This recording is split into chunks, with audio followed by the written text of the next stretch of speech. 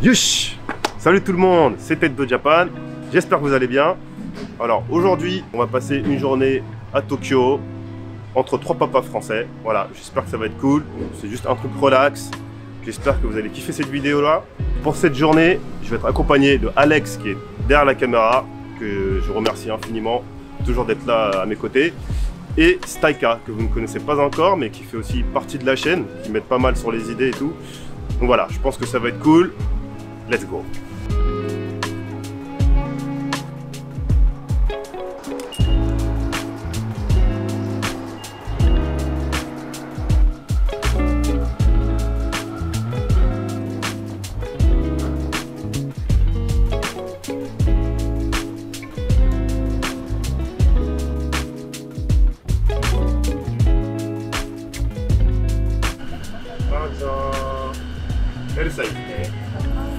La petite potion magique du matin, on en a besoin. On va retrouver sur toutes les Yamanote en fait. Donc le but c'est de mélanger des fruits avec du miel. C'est assez healthy. Il y a beaucoup de choix en plus. Ouais, il y a pas mal de choix. Et c'est pas cher. Your attention please. The train. 4-4 gros.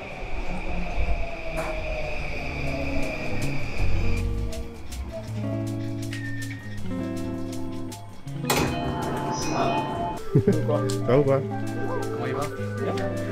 Tranquille? Ouais, tranquille.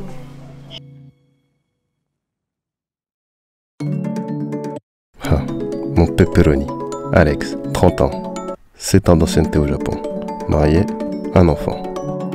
Et lui là, c'est mon sticky steak. Pareil, 7 ans au Japon, marié, un enfant. Et là, c'est moi. Et vous me connaissez déjà.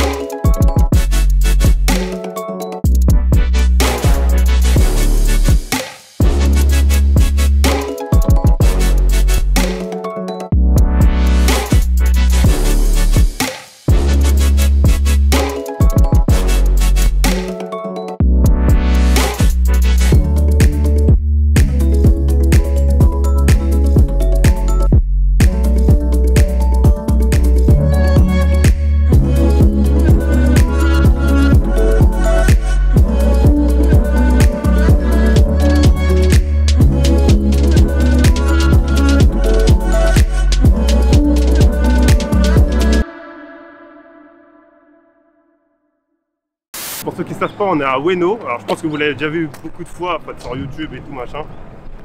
Bah bon, si vous kiffez la vidéo et les quelques spots que je prends en vidéo, voilà. Ueno, retenez ce quartier en tête. En fait, ça fait au moins, moi ça fait au moins, je sais pas, peut-être 3-4 ans que je suis pas retourné à Ueno quoi en fait. Bah, vu qu'on est avec le travail et tout, on n'a pas le temps. Bah, c'est à l'époque que j'avais rencontré Staika en fait. Alors c'est un peu une histoire de ouf parce que Staika, je l'ai rencontré en fait, c'est l'ami d'un ami à moi en fait. Un ami à moi qui venait au Japon en vacances. J'ai connu par le biais de ce pote là. Mais bon, on s'était parlé peut-être 5 minutes en fait ce jour-là. Et 3 ans se sont passés. Et bah, je vais à Ikebukuro pour aller acheter à Toys R Us pour acheter ma poussette. Pour la naissance de mon fils. Pareil. Et je retrouve Staika là-bas quoi en fait. Et le mec, j'ai hésité un peu à venir lui parler. Et puis j'ai dit ouais, je te connais quelque part et tout machin. Et puis voilà, on se retrouve 3 ans après bah, dans le rayon poussette quoi. C'était marrant le destin, comme quoi le monde est petit. Incroyable. Staika communique avec les pigeons. Et toi, moi Alex, tu peux raconter comment je t'ai rencontré? Ah ouais, mais Tu faisais ton carry là? quel carré, rien du tout, rien du tout. Le mec, je suis au supermarché avec mes enfants, puis j'attendais l'ascenseur. Et là, monsieur attendait l'ascenseur aussi avec son fils. Puis il arrive en mode anglais et tout, where are you from et tout, Ouais, c'est pas assez comme ça. Hey, you're my nigger. C'est nos petits, ils commençaient à jouer ensemble et du coup, bah, il faut que je lui parle à celui-là, je me suis dit. Et du coup, moi je t'ai dit quoi? Arrête de faire le. Arrête de faire l'américain là. Attends, je vois un Renoir avec une japonaise avec deux gosses. Qu'est-ce qui me dit que C'est vrai t'es français, qu'il y a beaucoup de carrés comme ça ici. Ouais. Eh oui. Eh les gars, attendez. Ça peut être cool, tu vois, on fait une balade sur la petite scène là et puis on... Balade entre couilles. Ok, bon bah, c'est parti. Voilà, du pédalo. Tout ça pour une vidéo. Pas trop fatigué les gars, Avec ça le Captain Haddock. Captain Haddock, c'est bâtard. Voilà, je pense qu'il y a des gens qui voudraient peut-être en savoir un peu plus sur vous. Donc on va commencer peut-être par Staika. Yep. Comme j'ai dit, moi c'est Staika, j'ai 36 ans. Je suis arrivé au Japon il y a 7 ans environ, ouais. Donc Tokyo. T'as un ancien quand même, hein. Ouais, déjà. Hein. 7 ans, déjà, ça passe vite. Ça passe très très vite. J'ai fait que Tokyo. Je me suis baladé dans le Japon, mais j'ai pas. Je suis arrivé à Tokyo et j'ai vécu à Tokyo uniquement. Moi, je suis un peu en mode caméléon, c'est-à-dire que je fais différents petits boulots, hein, comme tout le monde quand on arrive, hein, restauration, etc. Dans un petit peu ce qui est barista et en parallèle aussi la version Selecta d'ici. Selecta, je parle des distributeurs de boissons, plus ceux qui sont sur Paname, mais ouais, plus dans la, comment dire, dans le ravitaillement de distributeurs de boissons en ce moment. Cool, ça veut dire que toi, on va dire niveau travail, toi tu vis pas forcément le Japon que tout le monde dit, je veux dire dans le sens où tu travailles comme un fou, tu vois, c'est relou et tout, non, machin. Ça va, dans ce sens-là, voilà, ça. Dans ce boulot-là en tout cas, pour ma part, après un CDI, je sais pas trop comment ça se passe, mais c'est à peu près la même chose. C'est à peu près la même chose, mais je sais qu'il y en a qui charbonnent quand même. Ok, d'accord. Voilà. Et pour Alex, donc Alex que vous avez déjà l'habitude de voir dans certaines de mes vidéos. C'est dommage parce que putain, on cherchait un endroit tout car pour faire une vidéo et tout, et on se retrouve dans cette caverne là, enfermé comme ça. Putain, on a encore merdé sur ce Ça, ouais, laisse tomber l'équipe de choc. Donc, pour en venir à ce que tu disais. Du coup, moi c'est Alex, 30 ans. Et comme Staik, du coup, je suis ici depuis 7 ans. Donc je suis arrivé en 2013, septembre. Et ouais, au début PVT, puis après je suis resté avec un visa de professeur. Parce qu'en fait, j'ai étudié le japonais à Grenoble à la base. En France, du coup, je parlais japonais déjà à la base. Mais je pigeais rien. Quand je suis arrivé au Japon il y a 7 ans, pardon, c'était grave dur de se faire comprendre, de comprendre les gens et tout. Et du coup, maintenant, avec ma femme, on gère depuis 5 ans notre propre école de langue. Donc toi, t'es marié à une japonaise aussi, hein? Ouais. On est tous mariés à une japonaise et avec des gosses franco-japonais. C'est ça. Voilà, on est tous pieds et poings liés. Non, je déconne. Non, vraiment. Du coup, ouais, je gère mon école de langue avec ma femme. Ça fait 5 ans qu'on l'a mis en place. Et les 3 premières années, c'était grave dur parce que je gagnais pas de thunes et j'ai contracté une énorme dette pour ma femme, en fait. Parce que du coup, c'est elle qui sait quand l'école marchait pas au départ, je gagnais moins que mon loyer, en fait. Du coup, il fallait sortir la thune quand même. Et là, depuis 2 ans, ça tombe bien. Du coup, c'est pas le moment d'arrêter. Même si je voudrais peut-être faire un peu me diversifier, tu vois. Là, l'argent, il rentre. Du coup, je kiffe. Ok, c'est cool. Enfin, j'essaie de nous cadrer tous les 3 là. Quand j'ai une crampe, ça. J'ai une petite question à poser à vous deux du coup. Ça fait 6 ans je crois que tu es au Japon. Et moi, toi, ouais, 6 ans, c'est ça. 6 et Staik 7. 7, ouais. Le japonais, qu'est-ce que ça donne? Vous le parlez bien, vous galérez un peu, ou c'est compliqué? Où est-ce que vous l'avez appris?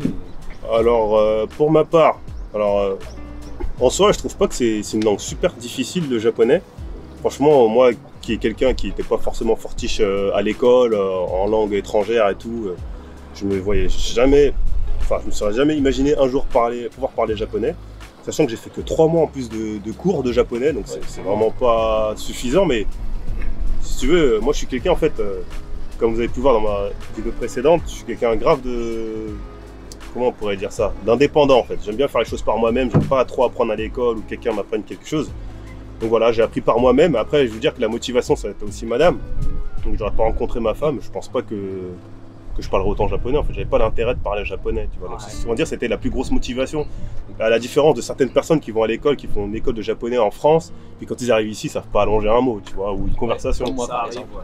Ah, c'était un peu le cas, toi? Bah grave, moi je suis arrivé après 4 ans de japonais, mon gars, c'était dur au départ. Ah ouais, putain, alors que moi, tu vois, juste ces 3 mois de cours que j'ai fait, les mecs ils étaient forts sur papier, alors en kanji et tout machin. Ouais, c'est ça, voilà. Mais les mecs sont forts en kanji, mais tu sais pas parler, tu vois, ça sert à rien. En France, t'as pas d'interlocuteur japonais qui peut te. C'est ça. Voilà, c'est ça. T'as pas t'as pas l'oreille. l'oreille. Ouais, voilà, t'as pas pratiqué, voilà, c'est pas pareil. Et du coup, bah moi je dirais qu'aujourd'hui j'ai un niveau entre le N, on va dire N3, entre N3 et N2, Ouais. peut-être, tu vois. Ouais. Je sais pas, c'est difficile pour moi vraiment de juger parce que j'ai pas fait de test là-dessus, mais bah, disons que je travaille facilement, je trouve du travail, je fais mon entretien easy. Pour la vie full- quotidienne, voilà, ça suffit, full quoi. japonais, voilà, c'est Ouais, largement ça. suffisant, j'ai pas besoin de plus.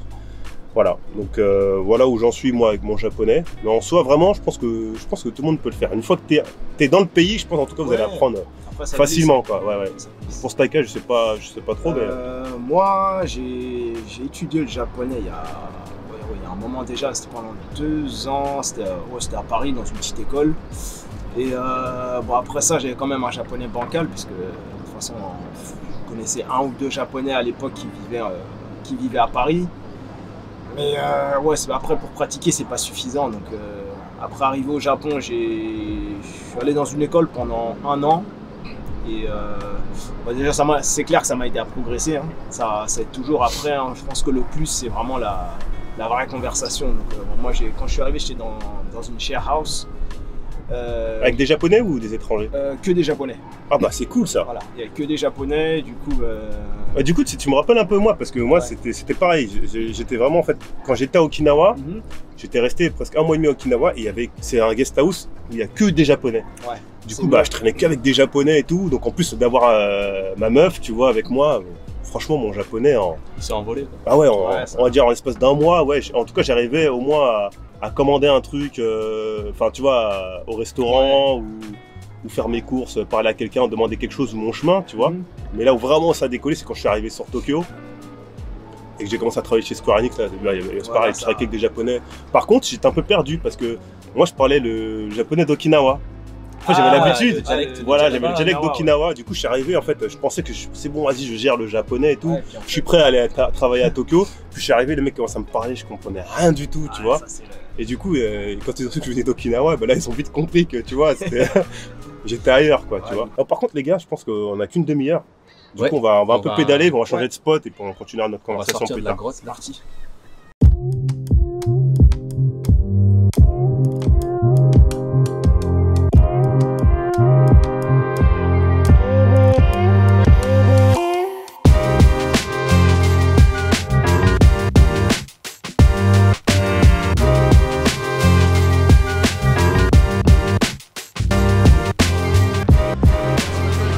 こんにちは。日本語できるよ、大丈夫よ。ディスカバリーチャンネル。ディスカバリーだよ。じゃないだよ。何ですか、ディスカバリーチャンネルは何ですか。YouTuber です。サバイバルチャンネル YouTuber です。俺映ってるのかいやでもこのカメラ超高いよめっちゃめっちゃする高高くはないですてかでもこの下のやつすごいですよね手ぶれがしないあ、これにそうそうどういうその題材で動画今そう私たちは YouTube チャンネルやってるんですよだから日本の文化とかあーあとは日本人のインタビューしたりとかああなるほどしますからへー今ちょうど上野で遊びに行って3人あー上野の人はどんな人なのかっていう感じじゃあもっと私たちの生活についてのビデオですそういうのはいい感じだスケボーはやりますか。スケボー。スノボーぐらいだよねねとやるのはかっこいいから。ちょっとこっち戻ってほしいけどそうありがとうございます。すみません、ね。ありがとうございます。Les gars, j'ai une petite question. C'est depuis que vous vivez à Tokyo, qu'est-ce qui vous manque le plus?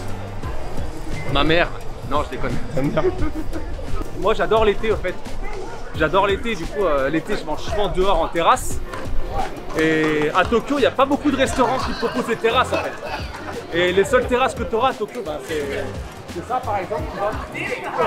Des petits restaurants de brochettes comme ça avec un petit tabouret dans la rue bah, c'est bien ça a son charme mais la bonne terrasse où tu prends le soleil quand tu manges et tout, restaurant, ça manque un petit peu.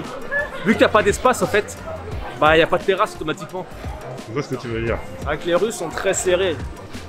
Donc même les petites terrasses comme ça, les gens sont vraiment... Ah, ça je vois. Ça venait du cœur. Ouais, du coup même les petits quand on est assis en terrasse comme ça ici, c'est très serré. Après c'est vachement convivial par contre. Donc c'est cool. Là on est à la Ameyokocho. C'est une des rues les plus populaires aussi hein, de... Ah oui, non, ouais. À Ueno, ouais. Donc voilà, vous pouvez trouver plein de Grecs, des petits boui-boui, enfin des yakitori, des kebabs, ouais, toutes sortes de bouffe en extérieur, c'est assez cool. Ça change que plutôt de rester tout le temps au restaurant. Du coup, qu'est-ce qu'on bouffe alors? Là, ça a l'air pas mal. Et des gyoza et tout. Vas-y, bah, on teste ici, on va tester des donbori.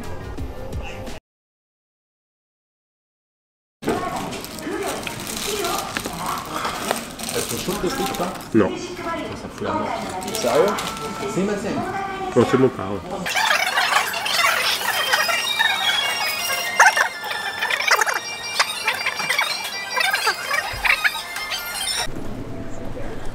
Bon, on s'est rassasié un petit peu, on a récupéré un petit peu d'énergie. Bon, le temps a commencé à se gâter aussi, on a commencé avec une super journée et puis bon là ça finit un petit peu, enfin ça finit. On est encore en début d'après-midi mais ça se couvre un peu. Donc on va aller faire un petit tour à Akihabara, donc le quartier électronique que vous connaissiez tant. Donc je vais passer un petit moment avec Alex et Staika, on va jouer un peu, on va faire un tour, c'est quelque chose qu'on n'a pas fait depuis longtemps. Bon, on n'a plus trop l'âge de jouer, je dirais. Enfin, ça fait longtemps en tout cas qu'on joue plus comme avant, mais de temps en temps, un peu de plaisir, pourquoi pas. Parce que les gens qui nous voient vivre au Japon, ils pensent que ouais, on peut jouer aux jeux vidéo tous les jours et tout. Non, non, non, ça c'est quand vous êtes en vacances. Pour vous dire la vérité, ça fait au moins, allez, peut-être 4 ans, 3-4 ans, je suis pas retourné dans une salle d'arcade quoi. Enfin, les seuls moments où je retourne dans une salle d'arcade, c'est quand j'ai des amis qui viennent au Japon, qui viennent me voir et du coup voilà, on va jouer ensemble au Round One ou dans les Sega. Enfin, je sais pas pour vous après les gars, mais... Ah bah pareil. Ouais, moi ça m'arrive d'y aller de temps en temps quand même, mais c'est vraiment j'y vais pas pour y aller quoi, c'est pas l'objectif de base. Ouais, c'est là où je me rends compte, où je me dis tiens j'ai un peu de temps, au lieu de rentrer, je vais aller me faire un petit jeu vidéo. Mais et tu joues à quoi quand tu y vas? Quand j'y vais, un petit Mario Kart ouais. De temps en temps. Classique. Quand il y en a, comment il s'appelle, Metal Slug j'aime bien. Metal Slug, ouais. Ancienne, Metal Slug, j'aime bien. On a un mec rétro avec nous là. Sinon, Street Fighter un peu. Street Fighter un peu, ouais, ouais, obligé de faire un petit Street Fighter quand tu passes. Ouais. Sinon, les petits jeux de shoot 'em up avec les zombies, tout ça, j'aime bien. Ah, genre à la Time Crisis. Time Crisis et tout, ouais, je vois, ouais. Ceux-là, j'aime bien aussi. D'accord. Après, le truc qu'il faut savoir, c'est qu'il y a beaucoup de Oji-san. Ça veut dire, enfin, pas d'Oji-san, mais t'as beaucoup de mecs de 40 ans qui vont jouer dans les salles d'arcade, genre en gros après le boulot, tu vois. C'est vrai. Donc après le boulot, tu vois les mecs habillés en costard et tout, les salaryman, ils sont avec leur clope à la bouche, en train de saigner Street Fighter et Tekken, tu vois. Et franchement, il y en a pas mal qui sont forts. Moi j'ai essayé, je pense que le plus fort des mecs de chez vous, il vient là-bas, il se fait éclater par un mec lambda comme ça, easy, tu vois. Franchement, il y a moyen. Franchement, il y a grave moyen, tu vois. Moi j'ai testé une fois, je me suis fait déchirer, j'ai dit allez c'est bon. Bon, après je suis pas un tueur non plus à Street Fighter, moi je suis plutôt FPS, mais bon.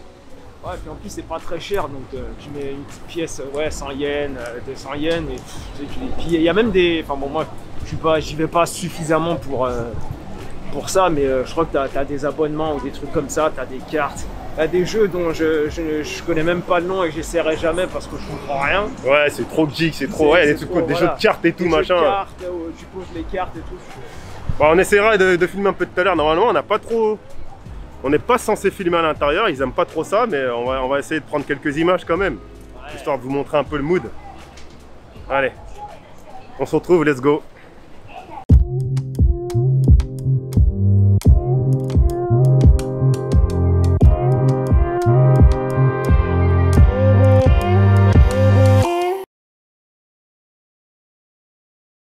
Je pense que le mec il va nous bouger. il monte là, il va faire style, il passe à côté de nous. Et attends, on va attendre pour voir. Konnichiwa. Ah, ダメですか? Really, nigga?